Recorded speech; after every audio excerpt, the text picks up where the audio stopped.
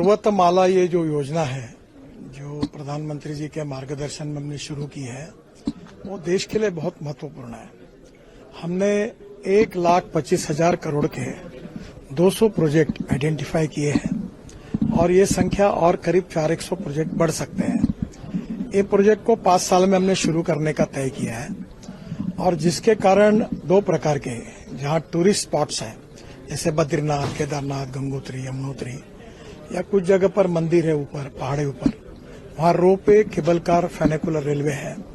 पर जैसे जहां रोड पर बहुत ट्रैफिक जाम होता है, जैसे धौला कुआं से मानेसर, तो यहाँ रोज ट्रैफिक जाम है। पर ऊपर के ऊपर हवा में चलने वाला, 1 घंटे में 10,000 लोगों को ट्रांसपोर्ट करने वाला एक सिंगल पिलर पर ऊपर अगर एक स्काई बस या डबल डेकर बस हमने शुरू कर दी तो ये ट्रैफिक एकदम आधा हो जाएगा और लोग तुरंत कम समय में पहुंच जाएंगे।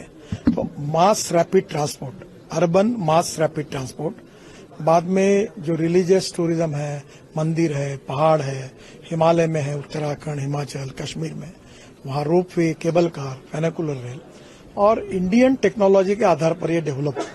ये यूरोपियन कंट्री में काफी बड़ा डेवलप हुआ है, पर उनकी कॉस्ट बहुत ज्यादा है जो हमारे लोग बेयर नहीं कर सकते। मुझे बड़ी खुशी है कि इंडियन कंपनी इसमें आई, मेक इन इंडिया और मेड इन इंडिया हो रहा है। इसकी कॉस्ट कम होगी और इसमें बड़े प्रमाण पर पब्लिक प्राइवेट इन्वेस्टमेंट आएगी। वैसे 60% तक हम मदद करने के लिए तैयार हैं और राज्य सरकार को केवल लैंड देना है। और इन्वायरमेंट फॉरेस्ट मिनिस्ट्री ने यह भी निर्णय किया है कि ऐसे प्रोजेक्ट के लिए कोई क्लियरेंस की जरूरत नहीं है, तो ये फास्ट ट्रैक पर चलेगा। अभी 7-8-10 प्रोजेक्ट हमारे लगभग प्रोसेस में।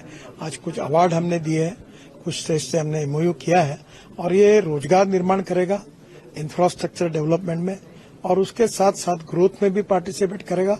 और टूरिज्म ऐसा सेक्टर है जहां 49% कैपिटल इन्वेस्टमेंट रोजगार निर्माण करने के लिए होती है।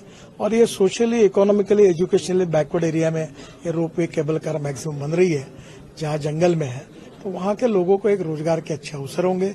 वहां रेस्टोरेंट्स होंगे, रोड साइड एमिनिटीज होंगी, वहां हैंडलूम हैंडीक्राफ्ट के शॉप्स होंगे, वहां सोवेनियर्स मिलेंगे, वो डेवलप होंगे, और वहां पार्किंग प्लेसेस होगी। तो आप अगर यूरोप में जाते हो जिस प्रकार से, वो डेवलपमेंट यहाँ होगी और जिस रूप से हिंदुस्तान में इसके कारण प्रगति और विकास में इसका योगदान होगा। सर, आपने कहा पहाड़ी राज्यों में बिजली में कटौती देना चाहिए उन राज्यों को ताकि ये सस्ता हो। देखिए, इसमें अगर पब्लिक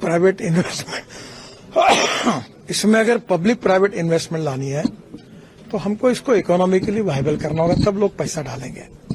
अभी हमारे यहाँ जो कश्मीर, उत्तराखंड, हिमाचल, ये स्टेट्स हैं, ये हाइड्रो पावर जो है, ये उनको ₹1.10 पड़ती है, तो उनको इसके लिए बहुत बड़ा नुकसान है। पर इसके कारण जो मल्टीप्लाई इफेक्ट है, जीएसटी बढ़ेगा, रोजगार बढ़ेगा, डेवलपमेंट होगी, टूरिस्ट आएंगे, तो मैंने उनको कहा कि आप ₹3 यूनिट अगर देंगे 10 साल के लिए तो वायबिलिटी आएगी। फिर इसमें 18% जीएसटी लगता है, 9% स्टेट का लगता है, 9% भारत सरकार। अगर वो आपने एग्जाम किया तो प्रोजेक्ट की कॉस्ट कम हो जाएगी। फिर आपने लैंड दी तो वहां एडवर्टाइजमेंट से लेकर हम लोग रेस्टोरेंट्स, पार्किंग एरिया बनाएंगे, उससे रेवेन्यू मिलेगा और लोगों को टिकट भी सस्ता होगा, तो बड़े प्रमाण पे लोग आएंगे। धीरे धीरे वहां छोटे मॉल्स होंगे, कुछ मैन्युफैक्चरर के आउटलेट्स होंगे, उसके कारण वायबिलिटी बढ़ेगी। ये प्रयास हम कर रहे हैं। एक आखिरी सवाल, हमने देखा कि दिल्ली गुड़गांव रूट में सबसे ज्यादा ट्रैफिक लगता है, हम लोग भी 1-1.5 घंटा फंसे हुए थे आज। तो क्या भविष्य में इस रूट पे सबसे पहले रोपवे टैक्सी शुरू किया जाएगा अर्बन को लेकर? देखिए, पहली बात तो ऐसी है कि आप जो कह रहे हो वो मैं भी आज अनुभव कर चुका हूं और मेरी इच्छा है, अभी तक कोई एकदम निर्णय नहीं हो पाया, पर अभी द्वारका एक्सप्रेस हाईवे जो है, ये शुरू होने के बाद 50% की कंजेशन कम होगा, पर हम इसके बारे में भी जरूर सोचेंगे। और अनेक जगह पर एयरपोर्ट जाना, रेलवे स्टेशन जाना, जैसे हम वाराणसी में बना रहे हैं कि मंदिर में लाखों लोग जाते हैं, अब स्टेशन से उतरने के बाद डायरेक्ट रोप में बैठ के मंदिर में जाएंगे, तो नेचुरली रोड का ट्रैफिक कम होगा, कंजेशन कम होगा, पोल्यूशन कम होगा, पेट्रोल डीजल की खपत कम होगी, फॉसिल फ्यूल की, और लोगों को सुविधा मिलेगी।